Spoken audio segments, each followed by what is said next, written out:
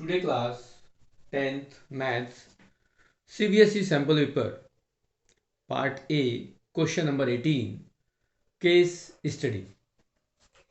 Case study का मतलब है कि आपके पास कुछ मैसेज, आपके पास कुछ इंफॉर्मेशन, क्वेश्चन से रिलेटेड कुछ और इंफॉर्मेशन दी गई हैं और उसमें से आपको 4 आउट ऑफ 5 क्वेश्चंस के आंसर देने हैं। तो यहाँ जो सेकंड क्वेश्चन है, क्वेश्चन नंबर 18, उसमें क्या है?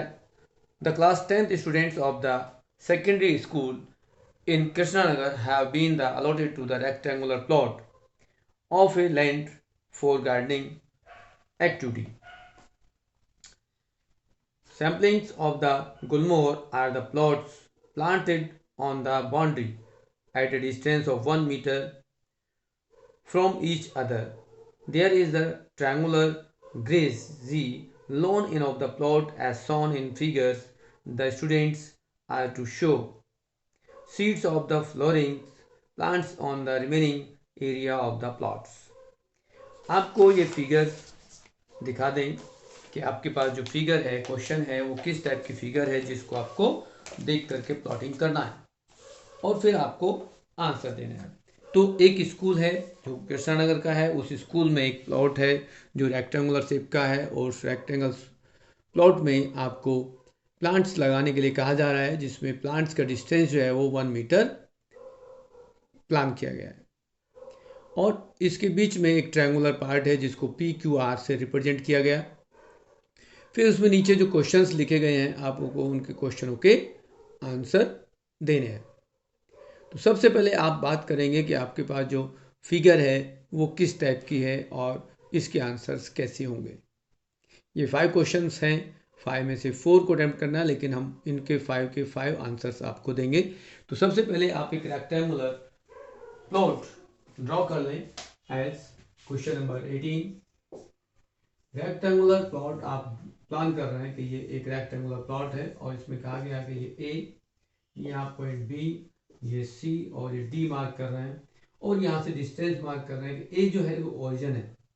यदि हम यहाँ से बात करेंगे 1 2 3 4 5 6 7 8 इस तरह से मार्क कर लें और यहाँ के डिस्टेंस पर आप पॉइंटों को मार्क कर लें 1 2 3 4 5 6 7 8 इस तरह से 9 10 समथिंग हो सकता है 1 2 3 4 5 6 और यहाँ आपको कोई पॉइंट दिया गया है कि आपके जो कोऑर्डिनेट्स है वो आपको बताने हैं।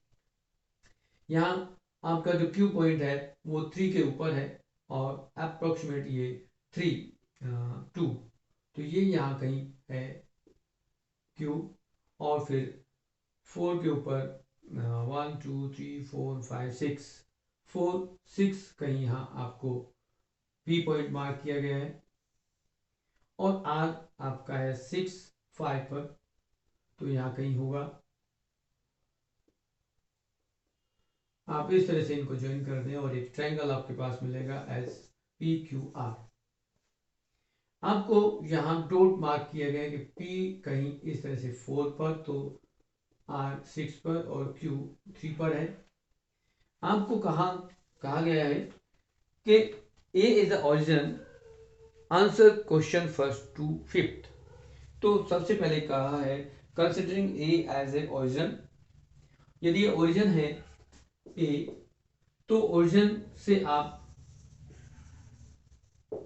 A is a origin means यहाँ जो कोऑर्डिनेट है वो 0 0 होंगे, मतलब A के जो कोऑर्डिनेट है वो 0 0 होंगे। तो यहाँ उसमें कहा गया है कि consider A is a origin, what is the coordinate of A, तो कोऑर्डिनेट ऑफ ओरिजिन इज 0 0। तो फर्स्ट पार्ट आपके पास आ गया दिस 0 0 और इसका जो पार्ट है वो सी सेक्शन, जो सी पार्ट है वो इसका करेक्ट आंसर है।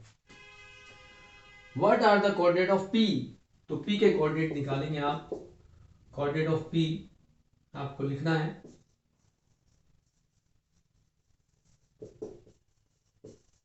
और P आपके पास ये है, तो यहाँ पर एक्स एक्सिस पर आपके पास जो पॉइंट है वो 4 है और वाई एक्सिस पर देखेंगे तो 6 है। तो coordinate of the point P is 4 6। Third question में क्या है, what are the coordinate of R,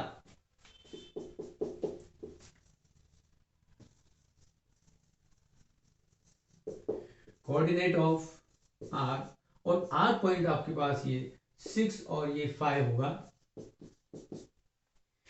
next D, what are the coordinate of D? तो यहां पर फोर्थ पार्ट में कहा जा रहा है कोऑर्डिनेट ऑफ डी, और डी पॉइंट ये है। तो डी के कोऑर्डिनेट आप यदि काउंट करेंगे तो वो क्या होंगे, नॉर्मली देखेंगे कि डी यहाँ पर कितने डिस्टेंस पर है, 1 2 3 4 5 6 7 8 9 10 11 12 13 14 15 और 16। तो 16 आ जाएगा ये, 16 एंड 0। देन अब यहाँ पार्ट आप इनके आंसर लिखना चाहेंगे तो आपके पास सेकंड का जो आंसर है वो 4 6 था, और 4 6 है वो ए पार्ट है इसका आंसर। देन थर्ड का आप आंसर देख रहे हैं तो 6 5 है, और 6 5 में भी जो इसका आंसर ए है।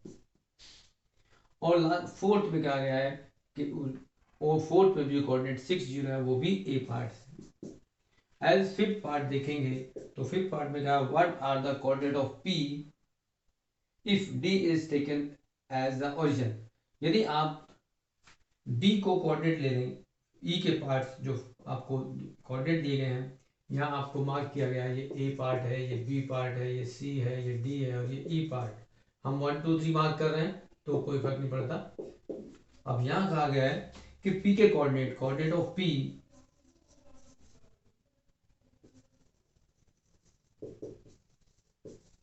If D is origin.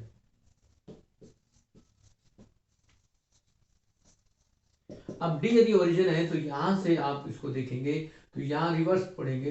अब यहां देखेंगे कि ये 16 था, तो यहां यदि आप इसको लिखना चाहें आगे तो यहाँ 10 11 12 13 14 15 16 पर डी पॉइंट आपने मार्क किया, इसको आप इस तरह से मार्क कर लें, यहाँ डी है।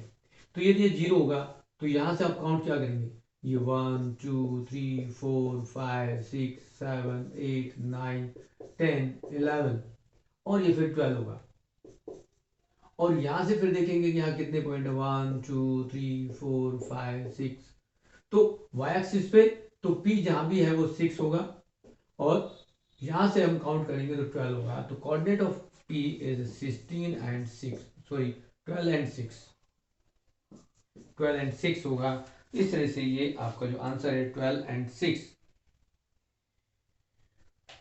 P के कोऑर्डिनेट के लिए, सॉरी -12, क्योंकि यहां से आप लेफ्ट मूव करेंगे तो -12 एंड 6 इज अ कोऑर्डिनेट। अब यहाँ मार्क करेंगे, ये 0 होगा तो -1 -2 -3 -4 -5 -6 -7 -8 -9 -10 -11 -12, आगे चलेंगे तो -13 होगा। इस तरह से हम इसको मार्क करते चले जाएंगे। तो यहाँ आपके पास जो कोऑर्डिनेट हैं वो अभी आपके सभी क्वेश्चंस के कोऑर्डिनेट मिल गए। इस तरह से आप 5 क्वेश्चंस के आंसर मार्क कर सकते हैं। ये आपका क्वेश्चन नंबर 18 था। इसमें आपको स्टडी की और जनरली आपके पास कोऑर्डिनेट फाइंड आउट करने की जो प्रॉपर नॉलेज है उसके बेस पर आपने कोऑर्डिनेट फाइंड आउट कर दिए।